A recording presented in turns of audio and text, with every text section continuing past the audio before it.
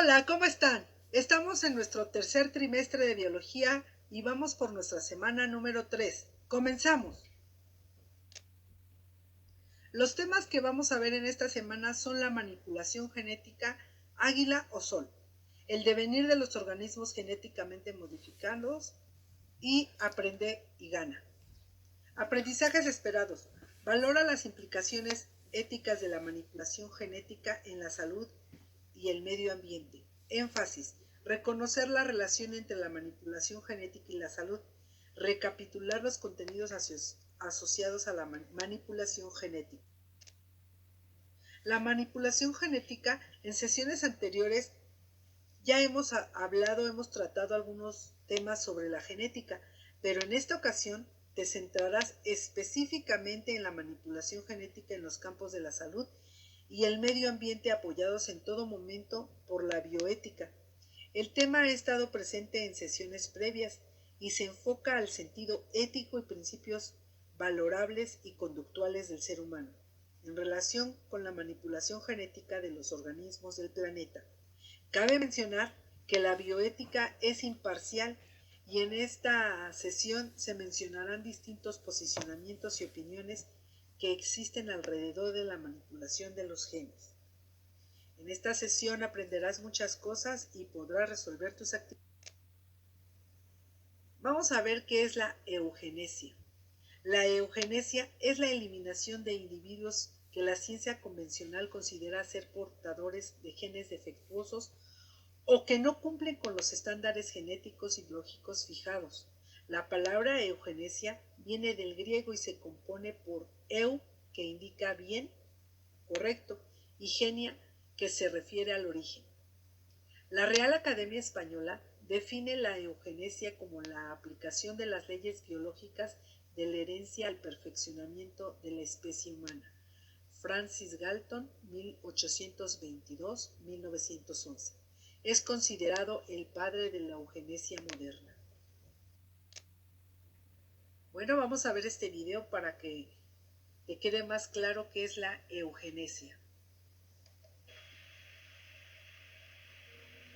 Durante siglos, las personas han sabido, o al menos han intuido, que características de los padres pasan de alguna manera a sus hijos sin conocer la razón por la cual esto ocurre. No hay más que fijarse en nuestro entorno para observar cómo los hijos a menudo se parecen a sus padres.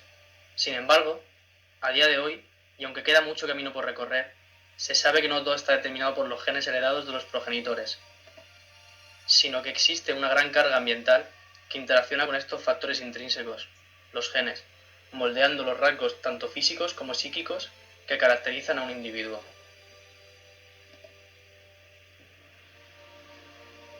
Os invito a que naveguéis junto a mí a lo largo del recorrido histórico de la eugenesia, desde su surgimiento hacia la nueva concepción que se tiene hoy día de este término. En el siglo XIX, junto con el surgimiento del darwinismo social, surge la concepción de que todas las características que determinan a un ser humano se heredan de sus progenitores, implicando esto un determinismo genético total. Somos lo que eran nuestros padres. Partiendo de estas premisas científicas concebidas en la época, nace el concepto de eugenesia, del griego buen origen, acuñado por Francis Galton. De esta se entiende como una filosofía social que defiende la mejora de los rasgos hereditarios humanos mediante diversas formas de intervención o manipulación y otros de selección humana. De esta forma, el fin último de los proclamados eugenistas de la época era conseguir una mejora cualitativa y biológica de la población, que llevaría directamente a una mejora en la sociedad a nivel moral y cultural. A finales del siglo XIX y principios del XX existieron dos tipos principales de programas eugenésicos llevados a cabo por gobiernos como los de Estados Unidos, Alemania o Suecia. Por una parte, estaban los programas de eugenesia positiva, donde se incentivaba a la reproducción de los considerados más aptos por parte del gobierno. Esta incentivación podría ser o no coactiva, es decir, era recompensada económicamente o prohibitivamente el abortar en mujeres aptas durante la Alemania nazi. Por otra parte, se sitúa el término de eugenesia negativa, donde se desaconseja o impide la reproducción de los menos aptos. Estos programas fueron sobre todo realizados por parte de los Estados Unidos para diversos grupos ejercer un sometimiento a esterilización, incluso segregación e esterilización de forma coactiva, mediante recompensas económicas. De forma incorrecta, se consideraba que comportamientos humanos rechazados socialmente como el alcoholismo, la prostitución o la locura se heredaban de igual forma que enfermedades hereditarias como la hemofilia o el daltonismo, estableciendo una relación entre dichos comportamientos y un patrón de herencia. Se consideraba que padres pertenecientes a una clase social baja, enfermos mentales, alcohólicos o criminales, no debían tener el derecho de pasar su acervo genético a posteriores generaciones, ya que sus hijos serían un espejo de ellos. Sin embargo, el punto más atroz derivado de las ideas eugenésicas se produjo finalmente en la Alemania nazi, con el genocidio de casi 11 millones de personas, apoyando la argumentación de sus actos en su visión de una sociedad mejorada desde el punto de vista genético por medio de la eliminación de todos aquellos individuos que consideraban que no aportaban ningún beneficio directo a la sociedad, ya fuera con su trabajo o con sus propias características, las cuales no se encontraban lejos del modelo social de la época. Este fue el punto de inflexión que hizo replantearse a toda la comunidad científica si se habían sobrepasado ciertas líneas rojas. A raíz de esto, se produjo un esfuerzo global por parte de los diferentes gobiernos con el objetivo de realizar un cambio de tendencia en el campo de la eugenesia y la mejora genética mediante la prohibición de las instituciones y estructuras que se habían erigido en torno a este tipo de medidas eugenésicas, las cuales abogaban por la discriminación social, de tal forma que el nuevo concepto de eugenesia debía determinar que no existían características superiores e inferiores a nivel social, garantizando el derecho a la vida de cualquier individuo independientemente de las mismas. Sin embargo, a pesar del cambio de actitud de la posguerra sobre la eugenesia en los Estados Unidos y Europa, unos pocos países, mayormente Canadá y Suecia, mantuvieron programas eugenésicos a gran escala, incluyendo la esterilización forzosa de individuos con taras mentales, así como otras prácticas, hasta finales de los años 70. Otros movimientos de segregación racial, como el apartheid en Sudáfrica, no desaparecieron hacia finales del siglo XX. No obstante, entre finales del siglo XX y principios del siglo XXI, una nueva corriente eugenésica surge de la mano de los revolucionarios avances en el área de la genética. Con las nuevas tecnologías aplicadas y el desarrollo de la biomedicina y biología molecular, se consigue descifrar el genoma humano, haciéndose también grandes avances en la comprensión de los mecanismos de herencia y expresión de caracteres en humanos, así como la etiología de enfermedades de carácter genético. De esta forma, se posibilita la manipulación dirigida, efectiva e intencionada de nuestro genoma. Esta nueva corriente se muestra totalmente en contra de la postura presente en la vieja eugenesia, abogando por una selección puramente positiva, de forma no coercitiva y dejando la potestad de decidir si se debe aplicar o no en la descendencia de los padres, y no al Estado.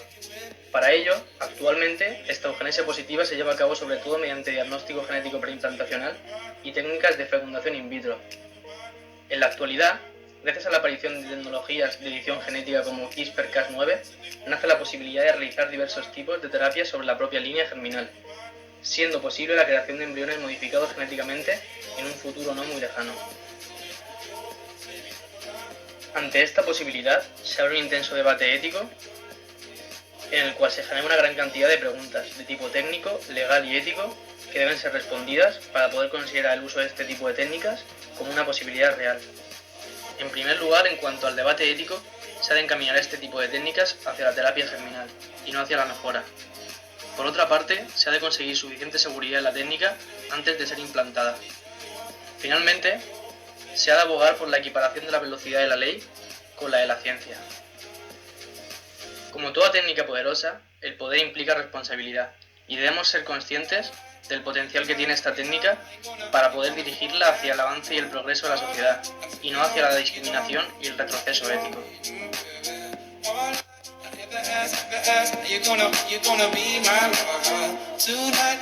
Pues es muy interesante lo que estamos aprendiendo sobre la eugenesia. Analiza y toma tus decisiones y tus opiniones respecto a este tema. Manipulación genética. Es de suma importancia establecer las fronteras de lo viable y de lo no inviable, ya que el ser humano, en su afán de buscar nuevos alcances en la ciencia, podría incluso lograr lo que anteriormente solo se veía en películas de ciencia ficción. Por ejemplo, la publicación de la Universidad Nacional Autónoma de México menciona que científicos chinos realizaron la modificación genética de embriones humanos, esto con la técnica innovadora llamada CRISPR-Cas9, que es una herramienta molecular utilizada para editar o corregir, como lo vimos la clase pasada, el genoma de cualquier célula. Esto incluye, claro, a las células humanas. Sería algo así como unas tijeras moleculares que son capaces de cortar cualquier molécula de ADN, haciéndolo además de una manera muy precisa y totalmente controlada. Esa capacidad de cortar ADN es lo que permite modificar su secuencia, eliminando o insertando nuevo ADN, y aunque parece ciencia ficción, ya es una realidad. Aquí el punto es, ¿qué consecuencias traerán estas técnicas?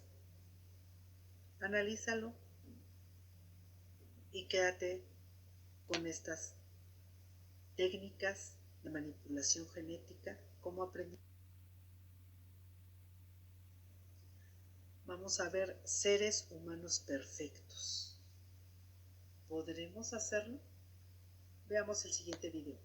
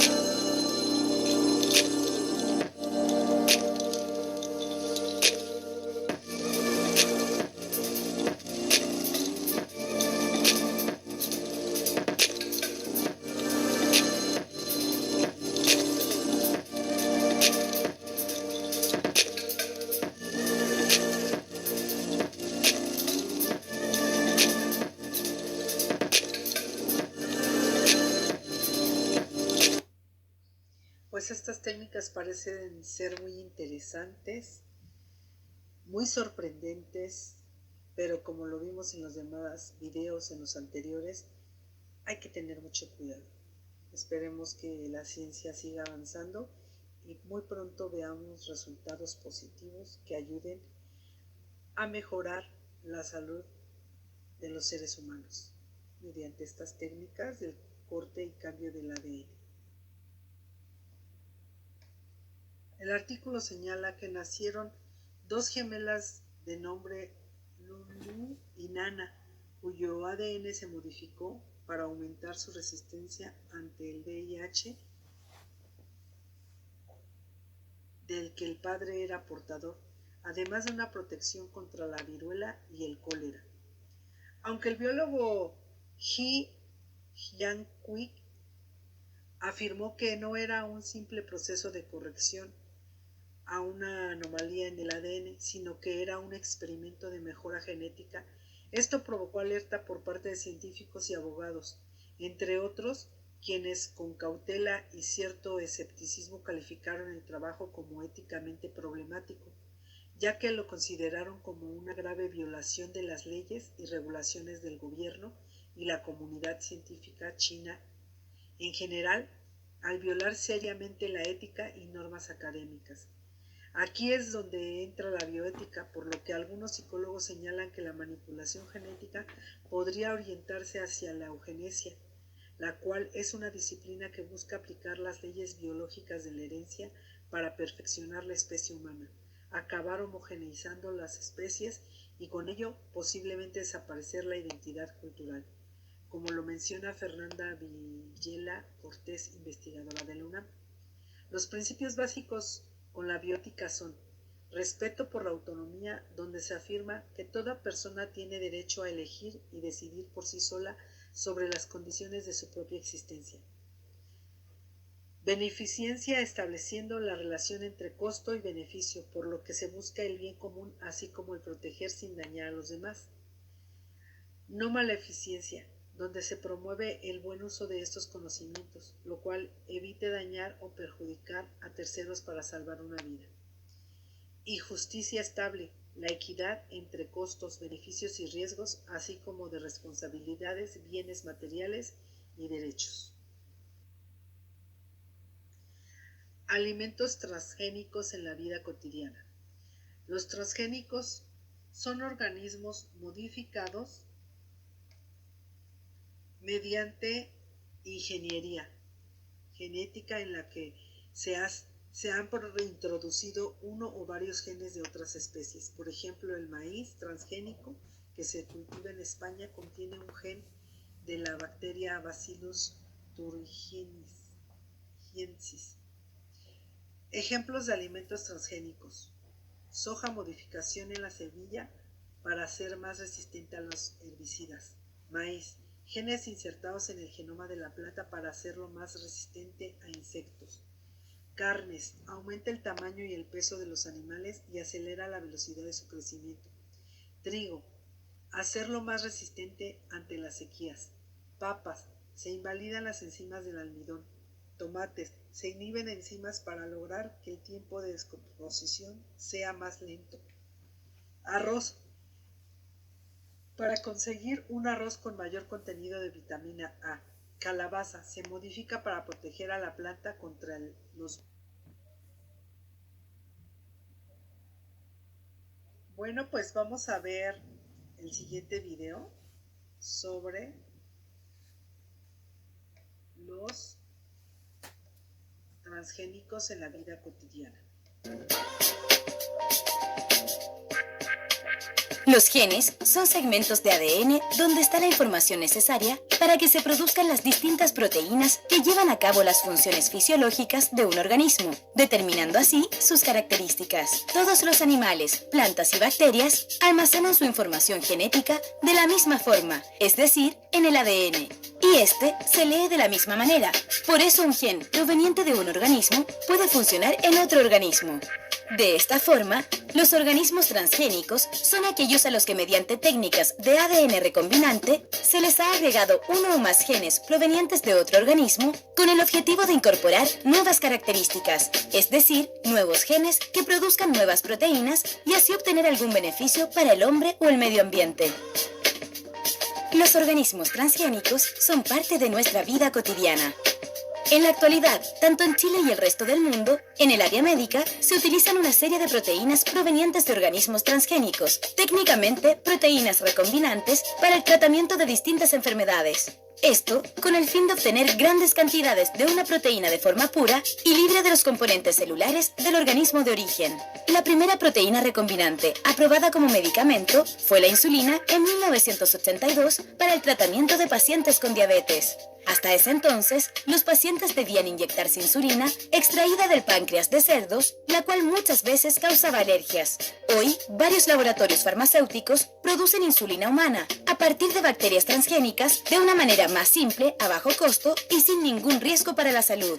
Algunos otros ejemplos de proteínas recombinantes obtenidas a partir de organismos transgénicos que se emplean como fármacos para el tratamiento patológico son los factores de coagulación para el tratamiento de la hemofilia, la hormona de crecimiento, los anticoagulantes, los factores hematopoyéticos para el tratamiento de la anemia, las vacunas contra la hepatitis, etc.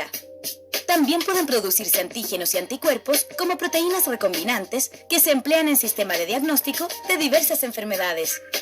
Por otro lado, algunas enzimas y aditivos utilizados en el procesamiento de los alimentos se obtienen desde hace años mediante técnicas de ADN recombinante, es decir, se obtienen a partir de organismos transgénicos. Por ejemplo, el cuajo y los coagulantes son preparaciones de enzimas que se emplean para fabricar queso desde hace miles de años. El cuajo de ternero se considera ideal para la elaboración de quesos por su alto contenido de la enzima quimosina, la cual favorece la coagulación de la leche. La quimosina, producida por microorganismos transgénicos, está presente en el mercado desde 1990. Se trata de una quimosina producida por microorganismos a los que se les ha incorporado el gen para la síntesis de la quimosina bovina. Hoy, más del 90% de los quesos duros son elaborados con quimosina transgénica. Algunos otros ejemplos de enzimas producidas en microorganismos transgénicos utilizadas en la industria de los alimentos son la alfa-amilasa, que en la industria cervecera favorece la retención de la humedad del producto y baja el contenido calórico. Las pectinasas para clarificar jugos concentrados provenientes de restos de semillas. La glucosa oxidasa y catalasa para eliminar azúcares de huevos y evitar que aparezcan olores anormales durante la deshidratación de los mismos. Lipasas para la fabricación de concentrados de aceites de pescado. Y la beta-glucanasa, que en la industria cervecera facilita la filtración del producto. En otros ámbitos de aplicación, el 81% del algodón mundial es transgénico. El algodón es una fibra vegetal natural de gran importancia económica como materia prima para la fabricación de tejidos y prendas de vestir. Además, el algodón se usa en productos industriales como filtros para acondicionadores de aire, balsas salvavidas, carpas, neumáticos de automóvil, piscinas, cascos de seguridad o ventiladores de mina. Los cotones para limpiarse los oídos y los billetes de euros también son elaborados en base a algodón. Es decir, varios productos que manipulamos a diario son de origen transgénico. En relación a los detergentes, mientras lavamos la ropa, no nos damos cuenta que son algunas enzimas de origen transgénico las que realmente sacan las manchas y además permiten lavar en agua fría. Efectivamente, el detergente en polvo tiene enzimas que remueven selectivamente las manchas de nuestra ropa. Entre estas enzimas encontramos a las lipasas, proteínas que degradan a las grasas y que son útiles para disolver manchas de aceite, manteca o lápiz de labios. Por su parte, las proteasas remueven las manchas proteicas como las de sangre y huevo. Y las amilasas degradan las manchas que contienen almidón. Estas enzimas vienen siendo usadas en la fabricación de detergente en polvo con el objetivo de reemplazar a los compuestos químicos, minimizar el uso del agua y el consumo de energía, ya que antes las manchas solo podían ser removidas con blanqueadores y altas temperaturas. Las enzimas que se usan actualmente son producidas por bacterias y hongos, los cuales se reproducen a gran escala en fermentadores, al mismo tiempo que fabrican grandes cantidades de enzimas. Más del 90% de las enzimas que están hoy en el mercado provienen de microorganismos transgénicos para optimizar su proceso de fabricación. Del mismo modo, la ingeniería genética es hoy una de las herramientas fundamentales para el mejoramiento de las características de los cultivos vegetales. En este contexto, se estima que los cultivos transgénicos autorizados y los alimentos e ingredientes derivados de estos, luego de casi 20 años de consumo a nivel global, se encuentran en más del 60% de los alimentos elaborados disponibles en los supermercados. Para el 2012, se estimó que el 81% de la producción mundial de soya fue soya transgénica, como a su vez el 35% del maíz, el 30% de la canola y el 81% del algodón.